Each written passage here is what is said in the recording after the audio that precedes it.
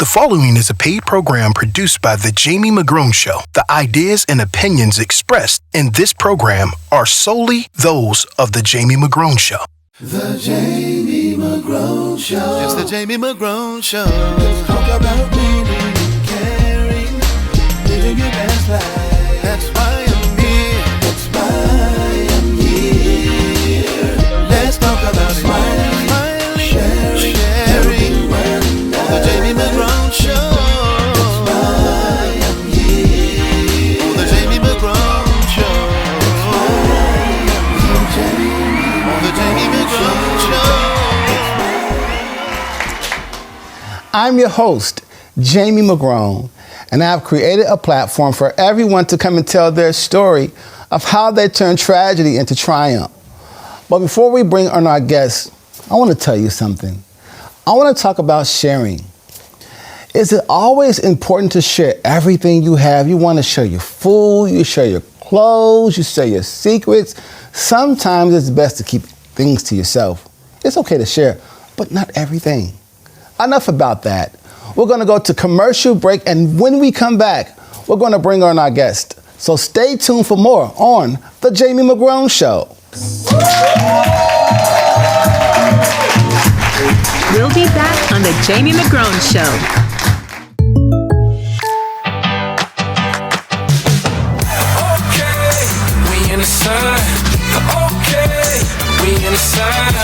Contact Paul Dawning for an auto quote today.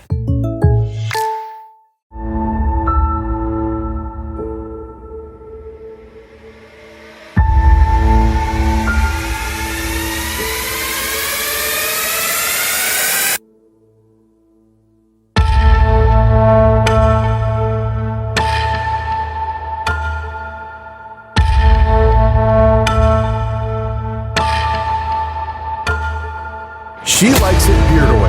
Redefine your grooming experience. Welcome back to The Jamie McGrone Show. Welcome back to The Jamie McGrone Show. My guest of today is a comedic legend from Chicago, and I ran into him at Will Adams' movie premiere. Help me welcome BCole. What's up, brother? How's it going, McGrone? Good, man. It's good, man. You looking good. Look like money up here. Look at him. Woo, look at that. What's that color? Band-Aid? Look at him. Well, that's money right there, boy. Nobody can get Band-Aid in the color. That's good. I love it, man. It's good, man. You looking good. Congratulations on the show. Congratulations. This is beautiful. I love it. I appreciate it. Your audience great. They dope. Look at them. Yeah. All the way up there in the balcony. Give it up for them. That's the balcony on the floor.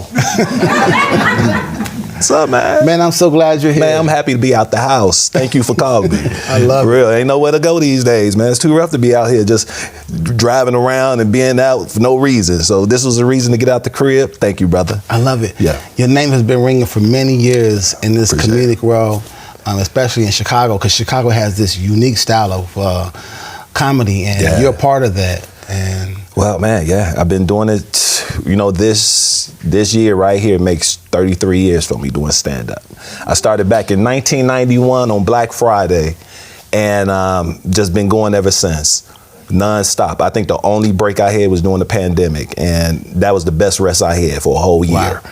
Yeah, so 33 years, man. What started you into doing comedy? Well, you know, I always had, I gained my sense of humor in grade school and high school and doing all that, man, just being a class clown, but never really thought about taking it up professionally until it was one day, I was watching this HBO special, and it was only like a 30-minute special. It was called One Night Stand.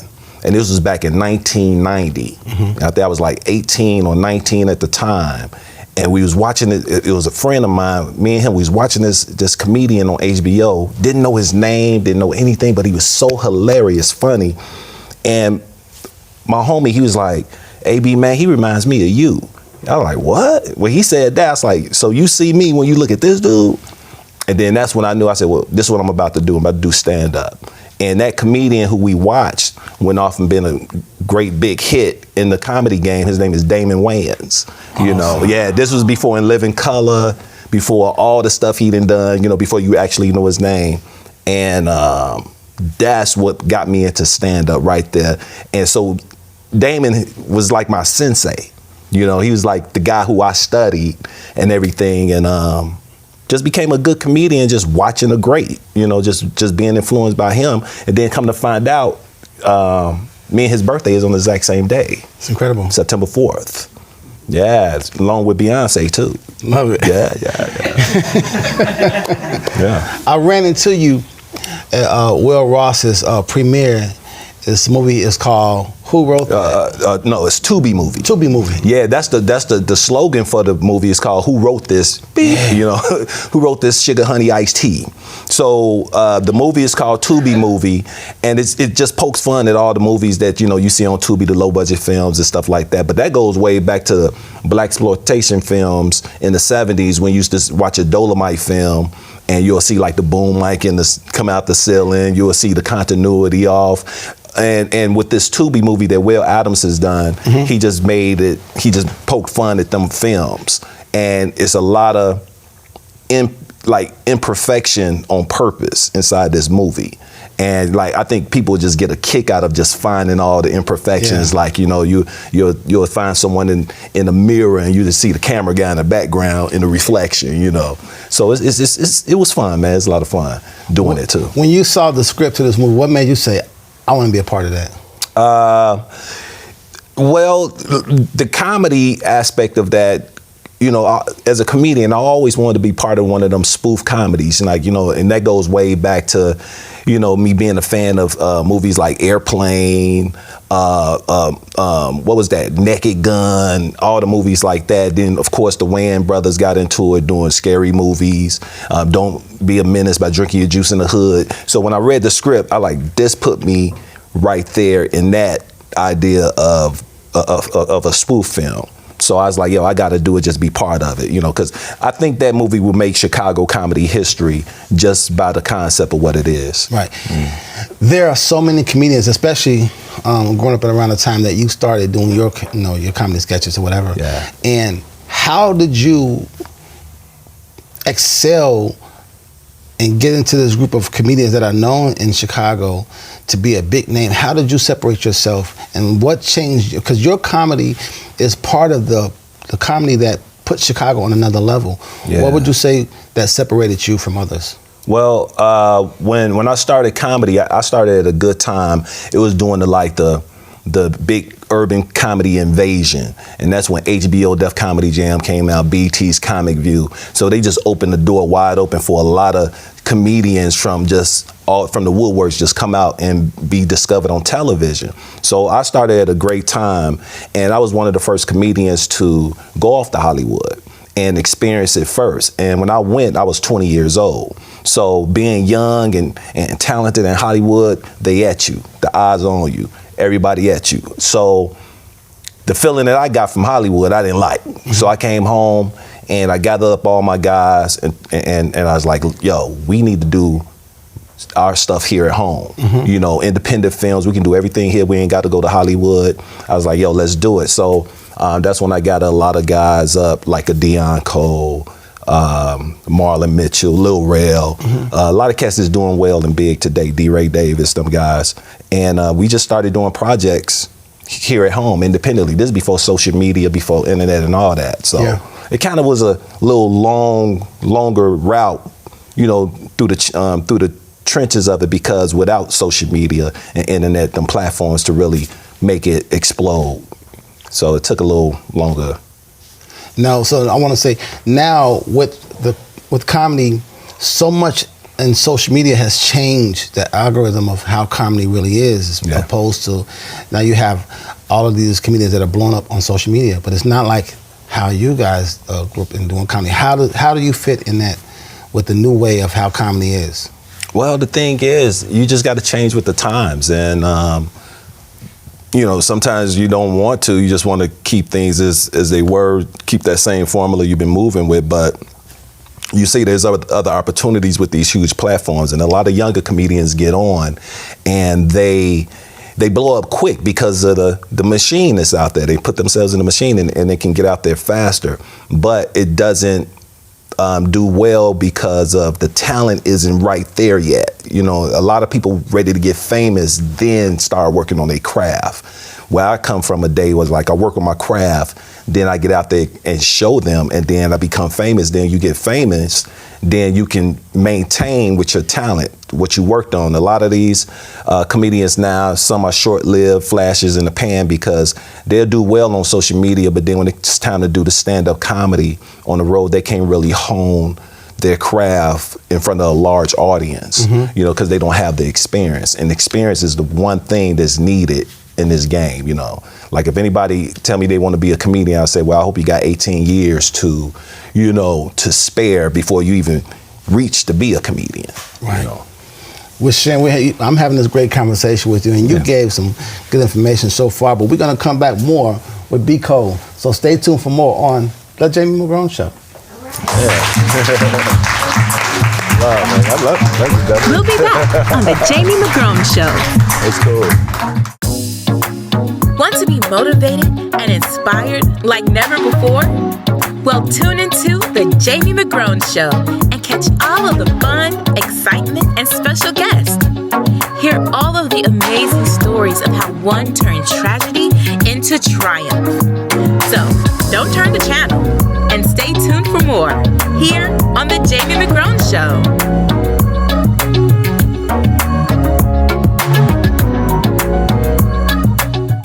Tax season is back. Simply Enterprise has got your back. Imagine a friendly, bustling tax office in your community. Lashai Quinn's team greets you with a warm smile. The expert tax professional starts asking for your documents. Simply Enterprise serves clients worldwide via Zoom and a secure portal. With over 15 years in business, you're in good hands. Call Simply Enterprise today at 888-434-4644. Simply Enterprise, making tax season a breeze. Cadeau Decor, your premier destination for full-service home design solutions. At Cadeau Decor, we believe that your home is a reflection of your unique personality and style. That's why our expert team of designers is here to transform your space into a personalized oasis that truly captures your vision. Welcome back to The Jamie McGrone Show.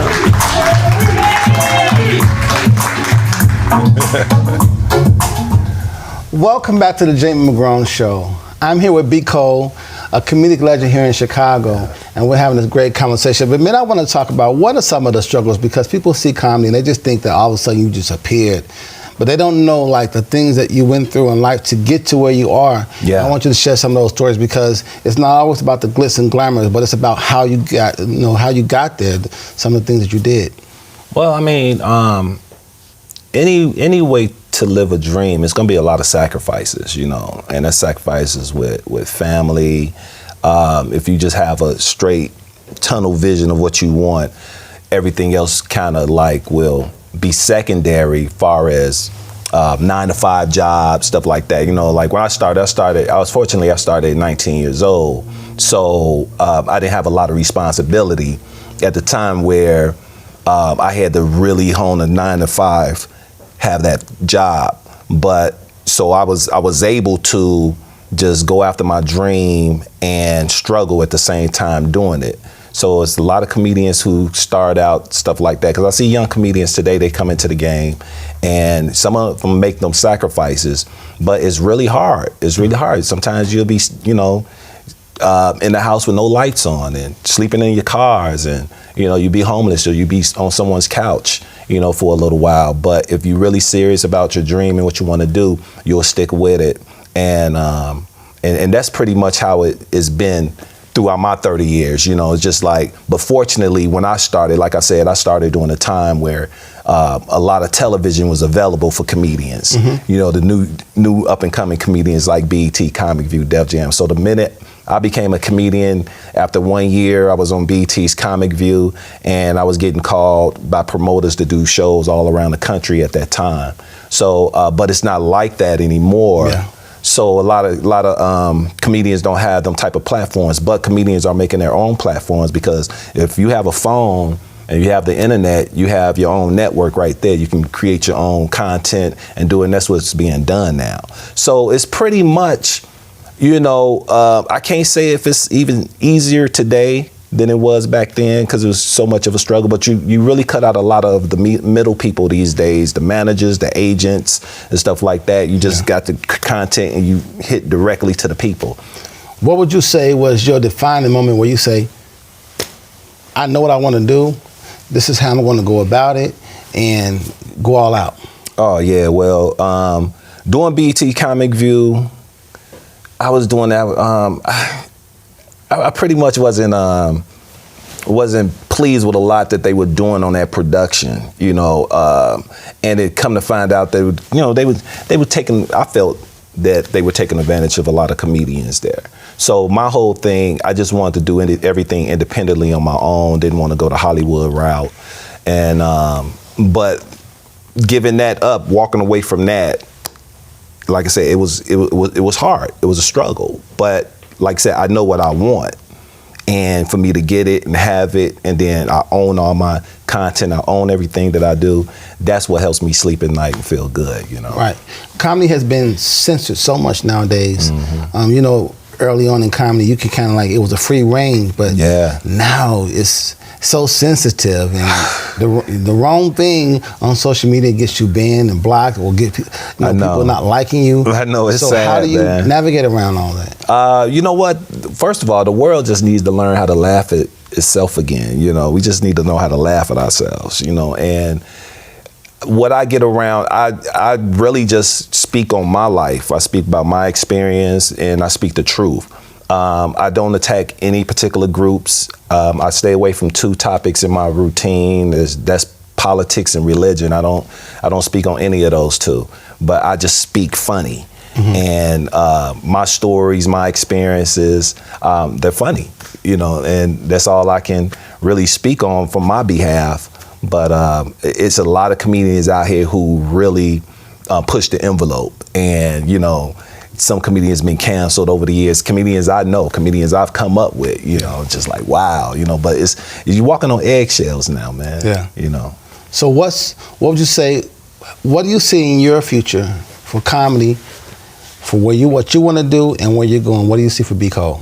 I see myself continue making films. Like I said, I've done a couple of independent films that I've written and directed.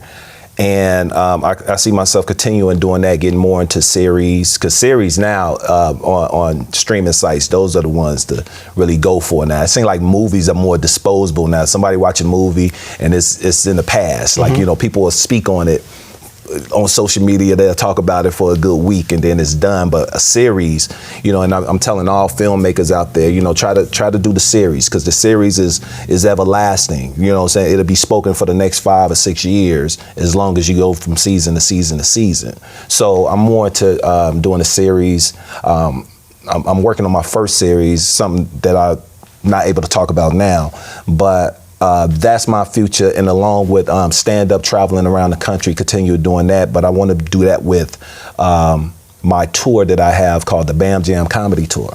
The Bam Jam Comedy Tour is myself and 3 other comedians, Marlon Mitchell, Jeff B, and Muhammad. Mm-hmm. And we're 4 comedians from Chicago, all came up in the 90s, all between us. We got 100 years of comedy between us. And we all come from the same circle as the comedians that you see out there doing their thing now, from Corey Holcomb to, Deion Cole, Lil Rel, Godfrey. We all come from Chicago. We're that, but we stayed in Chicago. We didn't leave. So we started a comedy tour called Bam Jam Comedy Tour. Bam Jam is the acronym of our names. It's B and Muhammad, Jeff and Marlon Comedy Tour. So this is the Bam Jam. So look out for us. We're going to be touring city wineries around the country, but we're going to start here in Chicago. So when that happens, I definitely want everybody to come out, support that. Love it. Yeah. Ladies and gentlemen, we're having a great conversation with BCole, but stay tuned for more. We'll be back on The Jamie McGrone Show. Yeah. Awesome. We'll be back on The Jamie McGrone Show. Man, this is good. I love it. Yo, I'm David Morris. I'm Mike Mosley. I'm Monte Clark. And we're a few good men, and we're on The Jamie McGrone Show. Yes, sir. I know you're tired of the same thing. It's time for something different. I'm just saying. What you going through that for? 'Cause you're a star, and you better act like you know. And I'm on the level. My wife and I started this business because I was having a hard time finding a job, and as I climb this mountain of success, I'm reaching back to help others. My name is Jimmy Williams, and I'm the owner of Urban Roots, Inc., and we are committed to improving the economic landscape in underserved communities. At Urban Roots, Inc., we're looking for more commercial opportunities to help us grow the business and impact the lives of even more people. Contact us today for a quote for your commercial property and help us improve the economic landscape in underserved communities. Welcome back to the Jamie McGrone Show.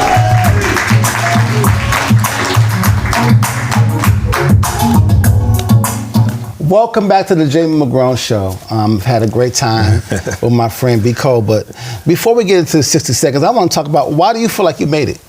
Why do I feel like I made it? Well, actually, what is the definition of making it? What did I, it's like I'm still pursuing my dream to this day. So as long as I feel that I haven't made it yet, it'll keep motivating me to keep going, and not get too comfortable, But there were moments and times in my career where I was like, okay, I know, I reached a certain peak, like I have a story about a moment when I did a show at the Comedy Store in LA, California. This is like mid-90s. Had to be like 93, 94, something like that. Comedian Guy Torrey, he was doing a comedy show called Fat Tuesdays every Tuesday at the Comedy Store. But anyway, I performed and I got called to a table to be told that I was a funny comedian. That was Richard Pryor. Richard Pryor gave me the blessing. Oh, that's dope. Yeah, he gave me the blessing on that. So once I got that, I was like, that was a moment I was like, oh, wow, I arrived. Richard Pryor, the Godfather,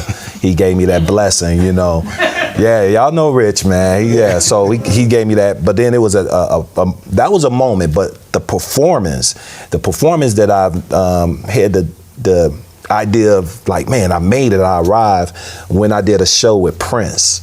I performed with Prince at the Metro up north, right in Wrigley.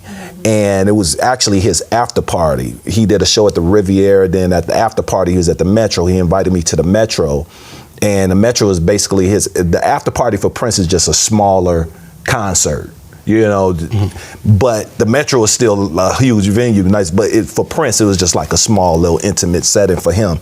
And all he do is just do another secondary concert. And I was there.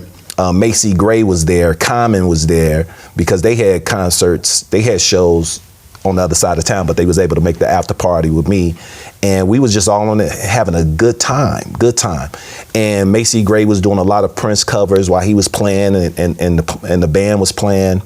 Common was getting on stage freestyling to the music, but then Prince told me to get to the mic. He told me to go on. I'm like, I didn't know what to do, So I get up there and I did a poem that I've been famous for that I did on BET's Comic View. And it was called I'm in Love with a Crackhead. I remember that. Yeah. So I did this poem called I'm in Love with a Crackhead, and then Prince started playing the guitar on the side of me, as I was doing it. And when I was performing, that's when people was realizing who I was, because the whole time through the concert, it wasn't many of us out there. It was like Prince, his whole following demographic is just all diverse. So people was wondering who I was because I was the only guy on stage with like jeans and t-shirt, and Prince, how Prince dressed, and Macy Gray, she all eccentric, and Common was dating Erykah Badu at the time, so he was wearing like, a scarf and a vest, just sit, with some leg warmers or something, you know what I'm saying? So, but he was out, it was real eccentric, but I felt like the oddball there, you know what I'm saying? Because I'm the only one not in sequence, you know what I'm saying? So I did I'm in Love with a Crackhead, and the audience started noticing me from the poem. They like, oh, that's who that is, And I think that was that moment right there that made me like, I arrived. And that was my 10th year in comedy. That was already at 10 years. Nice. So that was like 2001. Well, listen, BCole, here on the Jamie McGrone Show, you Yes. cannot leave without giving us 60 seconds of why you feel like you are here. Okay, 60 Are you ready for seconds. that? Yes, sir. Give me 60 seconds. 60 seconds while I'm here on this planet Earth. On this planet Earth, the reason I exist because, I am a chosen one, that I really feel that God has chosen me to live out my purpose of helping people, helping others. I'm cut from a cloth, in the comedy cloth, I'm cut from the cloth of Keenan Ivory Wayans and Robert Townsend, guys like that, because without them guys, you wouldn't know a Jamie Foxx or a Keenan or Tommy Davidson or Jim Carrey. They really made, they had platforms that made these guys into who they are. And I think that's what my purpose is for here. Like I said, Lil Rel's first movie was my movie.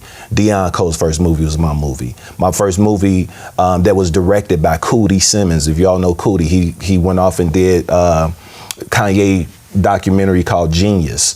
And but my projects, the ideas, like I said, I come home from LA and said we can do it here. So I created these projects and gave everybody jobs. So that's how I know that I'm meant to be here to help others, because there are other younger comics coming up in the game doing their thing. You guys look out for a young comedian named OJ Lamont and Marcus Shakes, and it's a lot of comedians who I love to set platforms and help them out.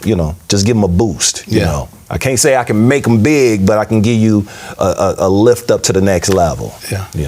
Love it. Mm-hmm. Well, man, it's been a pleasure having you on my show. Man. We hope to have you back again. Man, thank you. Yeah. Tell us some more of these stories, some jokes. Yeah, I got plenty of them, man. Have me back. I'm ready. I love it.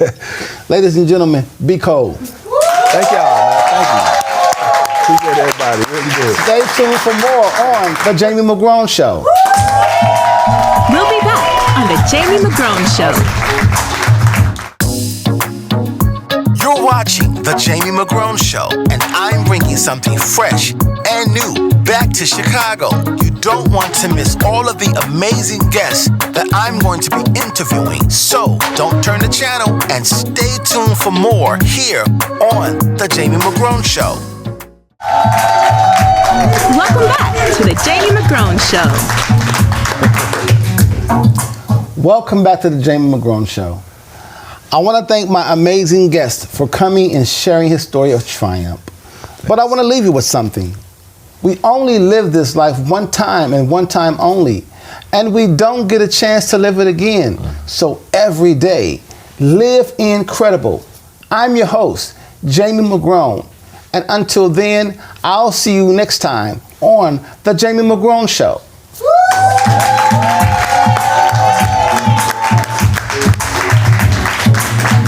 I love it, man. Thank you, Tom. Yeah, that's gonna be dope. Love. It's the Jamie McGrone Show.